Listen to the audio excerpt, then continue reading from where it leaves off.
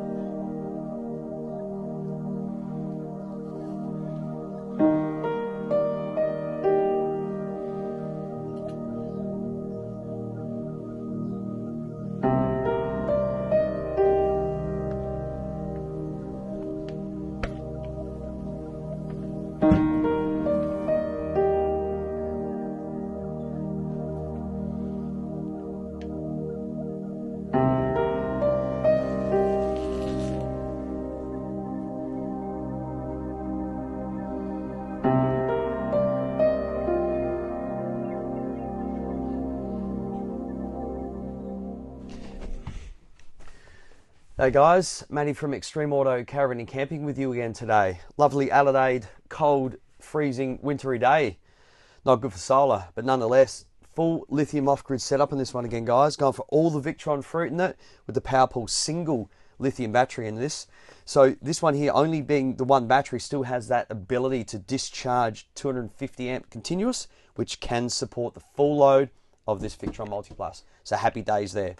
The reason we've gone for this single battery, as you can see, I've left a gap there for the potential upgrade in the future, is because this customer that previously had a van with this inverter in it, and he had three 120 amp AGMs, which he would never cycle too low. So, yeah, he's come from a world of 50% depth of discharge, which is, 180 odd amps. This is 280. So there's more capacity in this single battery than he had with three AGMs.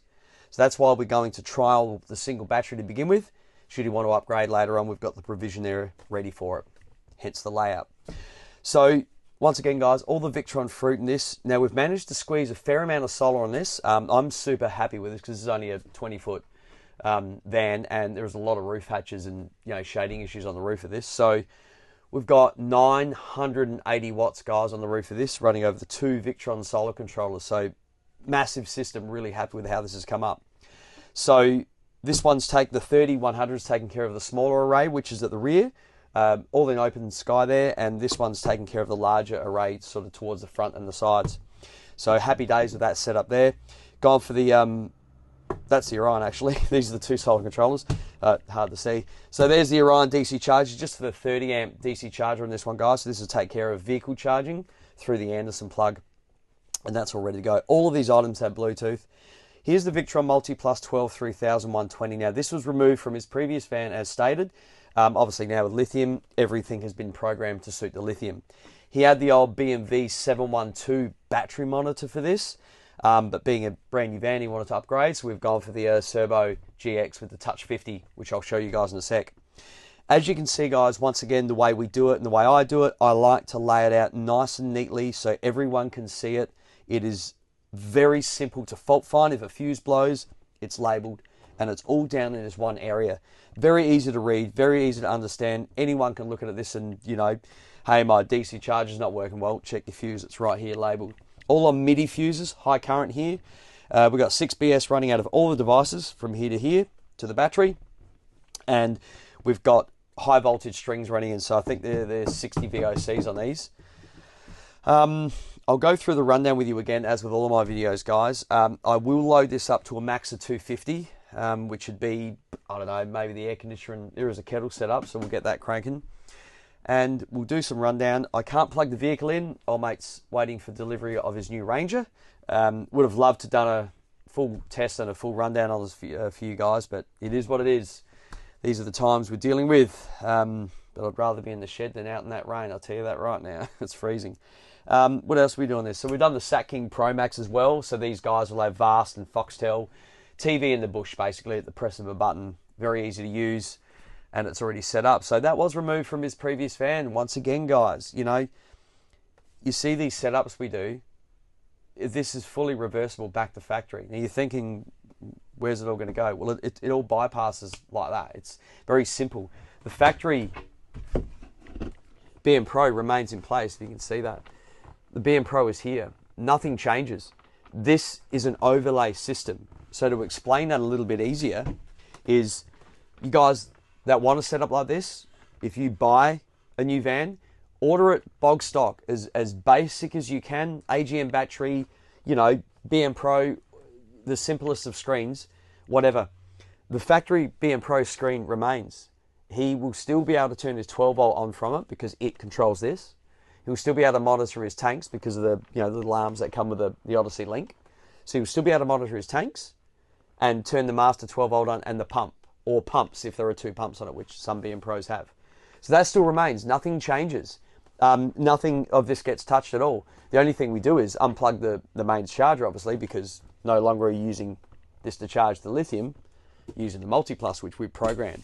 And that will, the servo will control that quite easily. So back to the factory BMpro. So because this system here originally accepted the Anderson plug, so that runs into the aux in, and then you've got the 2 solar spay terminals that run into it. If you see the 2 sets of cables that run into it like this one, usually that means there's an external Anderson plug for unregulated solar. So if there's a panel on the roof, whatever voltage open circuit that is, if you were to put your voltage meter or your multimeter or some test light outside on the Anderson plug, usually blue, or a labeled unregulated input, it would be that voltage of the roof. The problem with that is you're mixing. All right, so if you've got a panel on the roof that's sitting on, I don't know, 19 VOC, right? 19 voltage open circuit. And you're using the same regulator, which on this, it's wired like that, right? You were to put your multimeter down there, you're going to see that voltage on the roof. The problem is, if you were to plug a fold-out panel in unregulated that's sitting on, I don't know, 24 VOC, which there are panels, the ones I use are, a lot of fold-outs are, there's a difference there. So people say that it doesn't really matter. Well, it does matter. If you wanted the system to work better and properly, you want the MPPT tracker to do its job the best way it can. Now, each panel will produce its maximum power at a certain voltage, differently with each brand. That's a fact. You can look that up anywhere. So each panel has its own parameters to produce its own power. So when you mix 2 different panels on the one regulator, that's what happens. That MPPT tracking that's supposed to happen it's choppy and changey. So what you will never get the best you can out of the panels. And let's face it, we have flat mounted panels, guys. All right, flat mounted panels. You just want to get the best you can out of it. You're never going to see these peak numbers unless the sun's directly above the panel. Summer solstice, it's cranking in. That's the fact. So when they're flat mounted, you want the system to work to the best of its ability. So I don't like mixing different voltages onto an MPPT tracker. If I'm going to do it, I'm going to split it, and we're going to go for 2 solar controllers and then network it, which is pretty much what we've done here. That way they don't fight each other. There's no mismatch. You just get more efficiency out of the system. So there it is. And this one, being an essential, has the 3-way switch up the top here. So it's got the air conditioner, hot water service, and 3-way fridge all on a single switch, ready to go.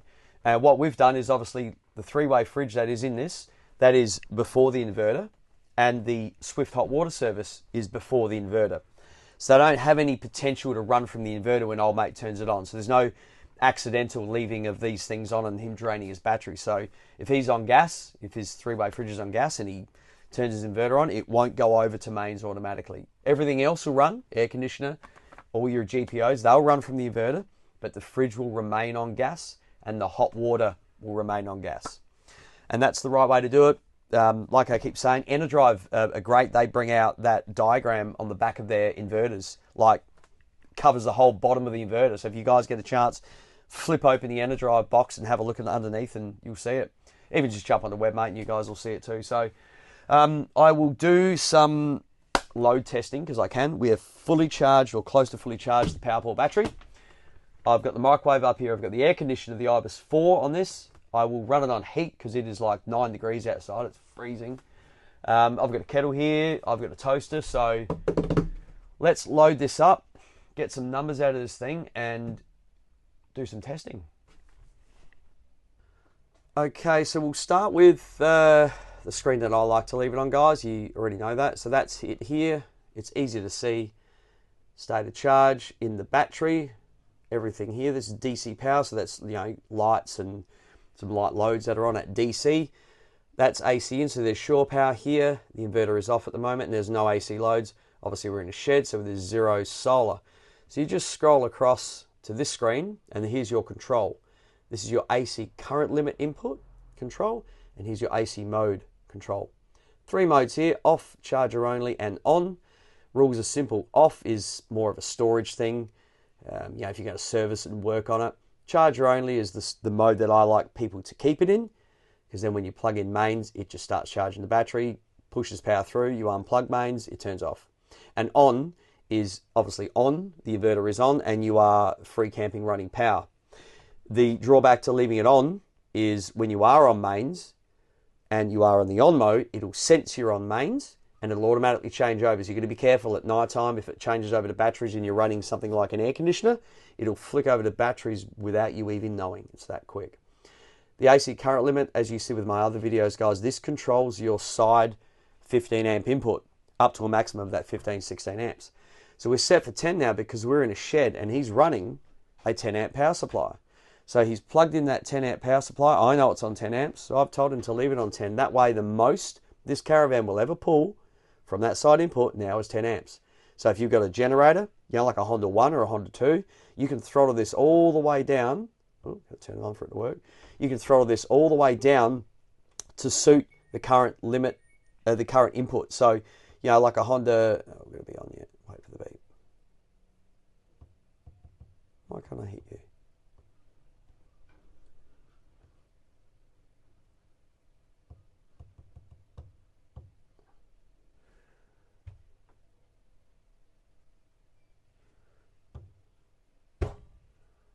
What's going on here? Beep. Did I turn it off? Oh, look at that. See that? Whoa. Forgot to say it, and it's probably a good thing for me to tell people that it's very, oh, come around here, you see it. Very deceptive. On-off charger only. Basically, that is overruled by the remote, all right, up there. So this needs to remain in the on position for the remote panel to work. And that's true with the, you know, little GX touch or whatever. So I'm sitting here trying to go, what's going on? So now we're back on. So now you can set all the limits. So back to where I was. We want to set, I don't know, 5 amps. So it's only going to pull about 1200 from the input, maximum. So if I were to plug mains in, the most it's going to ever be here is 1200 now because I've set that at that 5 amps. So back up to 10 amps, which is about 2400. And there we go. All right, so you obviously heard the beep. So we're on mains power now. So on, we're inverting. And if we go to the screen, you'll see the AC loads come up. That's probably standby with, I don't know, the microwave or something. Let's put that kettle on. Kettle on. So this would be like 2000 watts, I'm going to guess. Most kettles are very thirsty unless you buy one specifically that's not. So we're pulling 180 from the Powerpole lithium. Yeah, the kettle boiling away now. Now I'll hit that toaster. I reckon that'll be another 800. Let's see if we can get this power pole to trip. Look at that, single battery, 280. Beautiful. Take note of the little overload that's come up. So, you know, you can run these in overload for about half an hour. But, you know, you're not going to run that kettle for half an hour. You're not going to run the toaster for a half hour. Now it's a bit dusty, this one. So there it is. That was the kettle. Kettle's there. Kettle. Toaster at the same time. That's a beefy one too. I'll let that boil away. Let's go this one, eh? 23 and fan 2. We'll get this running. I reckon that might be Noel.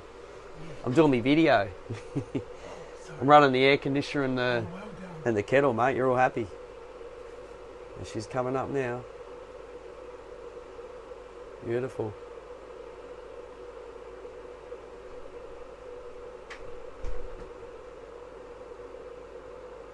Let that ramp up a bit.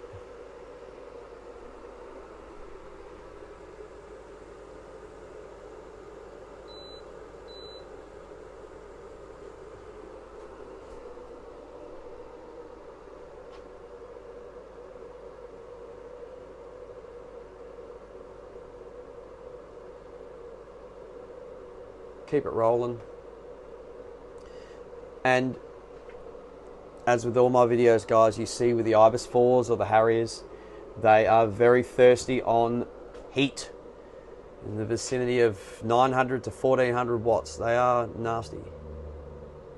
Which is why we don't use them. And we have diesel heaters and gas heaters.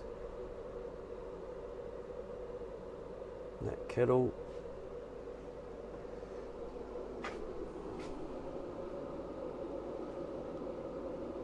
Beautiful. Happy days there.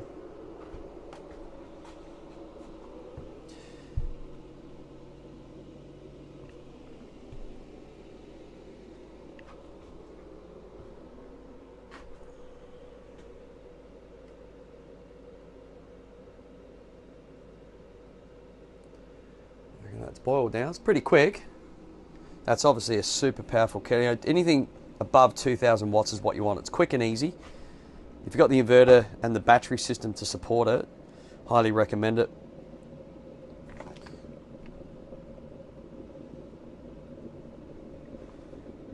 She's a rocking kettle, this one.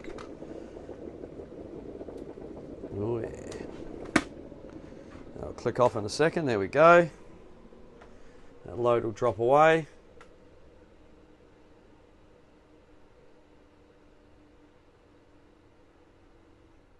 Now the AC running for about, it's been running for about an hour, so it's, oh no. Yeah, cool. I'll wait for that to kick in. Let's go microwave.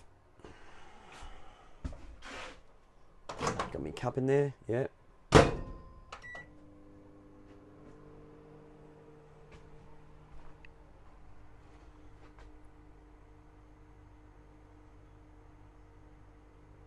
How good is that having a setup to go off grid?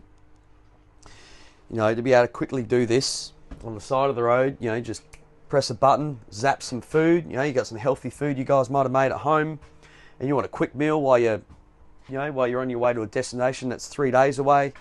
You don't want to sit there and make all the food when you can zap your food real quick. You know, run a blender, get your kettle going, whatever. You know, it might be cranking stinking hot and you want to run the air conditioner while you're driving. Do that. That's what we do. That's what I do.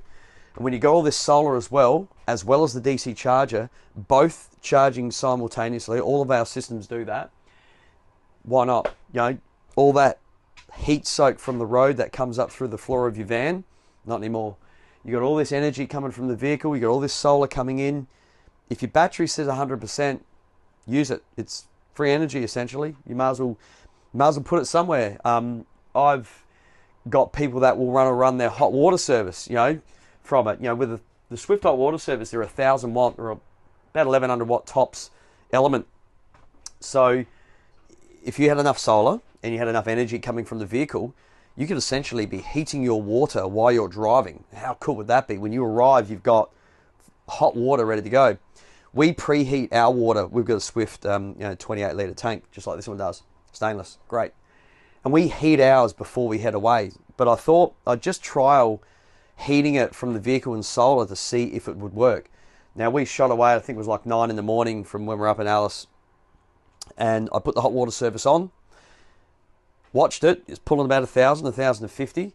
But because of I've got front-facing panels, that's like 600 watts on my front nose of my van, and then the rest of the other 200s are flat-mounted. I've got 1,200 watts. And as that sun kind of started to rise and I'm putting my DC charger in, it went well above 1,000 watts. So I knew instantly I'm running on par. And to be able to do that without wasting gas, it was a really good thing. So happy days with that. I might crank this up a bit more. It's only kicking in a little bit. I want to get this thing revving up. You remember, guys, this thing only has 280 amp hours of lithium. 280. And I'm running an air conditioner. I've got the toaster going. I've got the kettle going. And I've got the microwave. How good's that? The key to this one is replenishment. All right. Old mate's got a generator. He has told me that, and which is why we've gone for this screen. So like I said, I'm able to set that current limit. He's going to go down to a smaller generator now. He's going to go to a Honda 1. So he'll be able to set this for like 3.5 amps. So that means the most that this will pull from the generator is 3.5 amps, but 850 watts or something. So the generator will never clip off, ever. So if you're thinking to yourself, well, what about if you run the microwave, which is over 850? Well, the rest of the power comes from the battery. And the Victron is smart like that. This system knows where the energy is going and where it's coming from. And it'll work out what needs to happen based on what you tell it to. So if you're on a station stay or a 10 amp power supply and you set this for 10 amps, the most it's going to pull is 10 amps, nothing more. But if you need more than 10 amps, also known as 2,400 watts, if you need more than that power, well, you still got it. It just comes from the battery. So essentially it uses the inverter power on top of the generator input or whatever input you set. So if you set this for 5 amps, about 1,200 watts, the most it's going to pull from the generator is 1,200 watts. The rest of it comes from the batteries if required. So this system is really good for those big startup devices. You might put the microwave on real quick while the toaster's on. That big rise of wattage is enough to clip a lot of generators. You guys know that. I've got a generator. They all do it unless you've got this big, massive clunker. But here's something for you. How often do you guys run your generators at peak? Not often. Most people that have a generator sitting there running away, it's usually to run things like air conditioners. So think of these off-grid setups that I do, guys, like a water tank and the roof of a house, right? You fill up your tanks and you go camping, you use your water. Well, essentially, when you've got a generator with you, you can do that. You can warp speed charge, fill up your tank, fill up your battery, and use your battery during the night. Then you're not waking up all your neighbors when you're free camping. That's why I love power management, especially with this touchscreen like this, because you can see where the power's going and what it's doing at any given moment. Very easy. And there it goes, it's raining again. So there we go, guys. Got the AC going on heat. You can see it all. It's nice and clearly labeled. We're off grid here in the shed. Got the fridge before the inverter. Got the hot water service before the inverter. Everything in this setup is completely a factory overlay job. So you just walk in, press a button, and bang, you're off grid. It's simple. These are the setups I like to do. They're just very easy. Factory screens. This still works. Obviously, if I were to hit that one there, lights will shut down. A bit dark now. And take note, the inverter's still on. That's my torch, sorry about that. This is still on, all right, because this controls the inverter. So that's mains power, guys. All right, mains. Okay. Now, by me turning that off, obviously pumps and everything would have turned off as well. So we'll turn that back on. And there we go. Simple. So this remains in situ. You don't need to touch this. None of this gets removed at all. It just remains as it is. Ready to go. You got your pump. Get your tanks on it. Got both pumps if you got 2 pumps. Obviously, your master 12 volt switch there. It still remains in situ. So an overlay system, once again, very easy to remove all this and put it in another van, just like old mate's done with this. This is number 4, I think, for old mate. So there we go. The good stuff, and happy days. Enjoy.